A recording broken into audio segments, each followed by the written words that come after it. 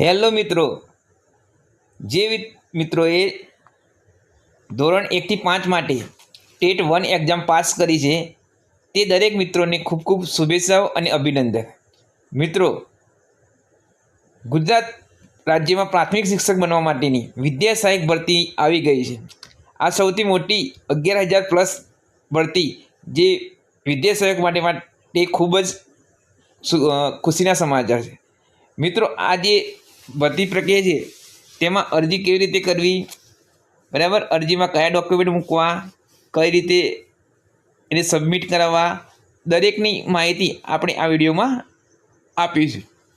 તો વિડીયોને છેલ્લે સુધી જોતા રહેજો અને જે મિત્રો ટેટ પાસ કરે છે તેમને આગળ મોકલી આપજો।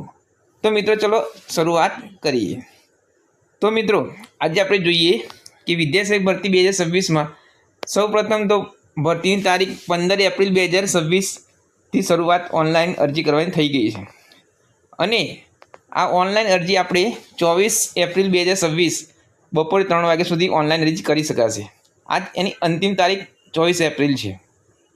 બીજું તે કે જે ઓનલાઈન અરજી આપણે કરી હોય તો આ અરજી આપણે જે તમારા સ્વીકાર કેન્દ્ર આપેલા છે, બરાબર, જે વેબસાઇટ પર જોવા મળશે ત્યાંથી તમારા જિલ્લાના નજીકમાં જે સ્વીકાર કેન્દ્ર ત્યાં તમે સબમિટ કરી શકો છો। પણ પહેલાં તમારે આ અરજી રજીસ્ટર કરવી પડશે। તો ચલો જોઈએ કે રજીસ્ટર કેવી રીતે કરવાનું। તો સૌપ્રથમ તમારે જે ટેટ 1 હોય પાસ કરેલી, તો આ ટેટ 1 પાસમાં જે વેબસાઇટ આપણે આપી છે dp.gujarat.in લોગિન કરવાનું રહેશે। ત્યાં જઈને તમે સૌપ્રથમ રજિસ્ટર કરવાનું। રજિસ્ટ્રેશન કરવા માટે તમારે સૌપ્રથમ ન્યૂ રજિસ્ટર પર ક્લિક કરશો અને ત્યાં તમે 2023 અને 2025 આ જે વર્ષમાં જેને ટેટ 1 એક્ઝામ પાસ કરી છે તે લોકો જ આ એપ્લિકેશન કરી શકશે, બરાબર। તમારો ટેટ 1 પાસ કરેલાનો જે નંબર હોય તે તમે દાખલ કરશો, બરાબર। પછી તમારી બર્થ ડેટ અને જે મોબાઈલ નંબર આવી માહિતી આપશો એટલે તમે તરત લોગિન થઈ શકશો। લોગિન કર્યા બાદ તમારી જે વ્યક્તિગત માહિતી હોય, જન્મ તારીખ છે, તમારું નામ છે, બરાબર, પછી શૈક્ષણિક લાયકાતો હોય, બરાબર, એની માહિતી ભરશો એટલે તમારી અહીંયા માહિતી ધ્યાનપૂર્વક ભરવાની રહેશે। હવે આગળ જોઈએ તો જે તમે ડોક્યુમેન્ટ હોય, બરાબર, એલસી છે, જાતિનું પ્રમાણપત્ર, બરાબર, નોન ક્રિમિનલ સર્ટી, પછી ટેટની માર્કશીટ, પછી પીટીસી કર્યું હોય અથવા ડીએલએ કર્યું એની માર્કશીટ, એનું ટ્રાયલ સર્ટી, પછી કોલેજ એટલે કે ગ્રેજ્યુએશન કર્યું હોય એનું સેમેસ્ટર વાઇઝ, બરાબર, એનું ડિગ્રી સર્ટિફિકેટ, બરાબર, ટ્રાયલ સર્ટિફિકેટ, આ બધા ડોક્યુમેન્ટ સાથે રાખવાના। પછી ફોટો સ્કેન કરેલો, સાઈન સ્કેન કરેલી, બરાબર, આ જે 1 MBથી નાની હોવી જોઈએ સાઇઝ, 1 MBથી નાની સાઇઝ માગવામાં આવી છે। આ બાદ કર્યા પછી બધા જ ડોક્યુમેન્ટ અપલોડ કરી દેવાના રહેશે। અપલોડ કર્યા પછી તમારું જે અરજી પત્રક છે એ સબમિટ થશે।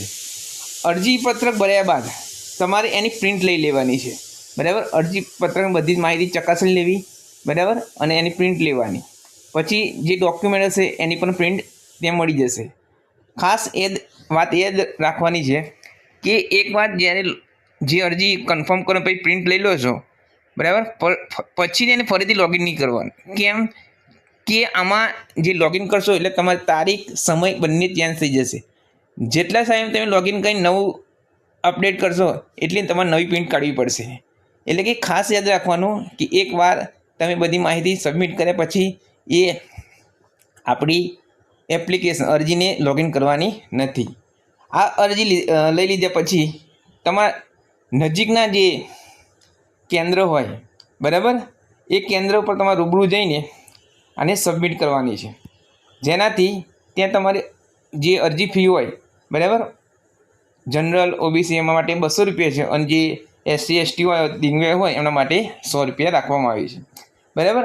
અને સાથે સાથે ખાસ એ વાત યાદ રાખવાની કે જે પણ તમે ડોક્યુમેન્ટ ઓનલાઈન અપલોડ કર્યા છે એ દરેક ડોક્યુમેન્ટ ઓરિજિનલ જ્યારે સ્વીકાર કેન્દ્ર પર જાઓ ત્યારે સાથે લઈ જવાના છે, બરાબર.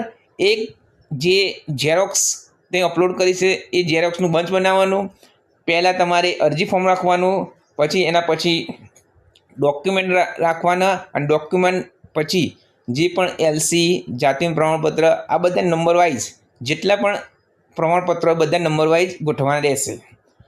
આ બાદ તમે જે સ્વીકાર કેન્દ્ર પર જશો ત્યાં તમને આ મુજબનું રહેશે. એક તમારે ઝેરોક્સ અને ઓરિજિનલ ડોક્યુમેન્ટ એ વેરિફિકેશન કરશે. પછી તમને ત્યાં જે ફી છે એ તમે જમા કરાવશો.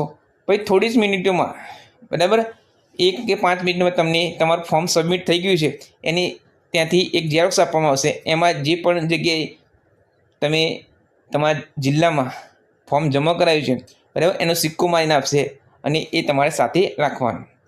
આ રીતે તમે તમારું અરજી ફોર્મ ભરી શકો છો, બરાબર. એકદમ સાદી અને સરળ રીત છે, બરાબર. તમે ટેટની માર્કશીટ પ્રમાણે બધી માહિતી આવી જાય છે એટલે, બરાબર. અને ખાસ યાદ રાખજો કે કોઈ પણ માહિતી વિદ્યા સહાયક માટે ભરતીની માટેની આ વેબસાઇટ છે dpugujarat.in, એના પર મળતી રહેશે. તો મિત્રો, આ વિડીયો તમને સારો લાગ્યો હોય તો જે ટેટ પાસ મિત્રો છે તેના સુધી પહોંચાડજો. માહિતી ગમી હોય તો વિડીયોને લાઇક, શેર અને સબસ્ક્રાઈબ જરૂર કરજો. જય હિન્દ, જય ભારત.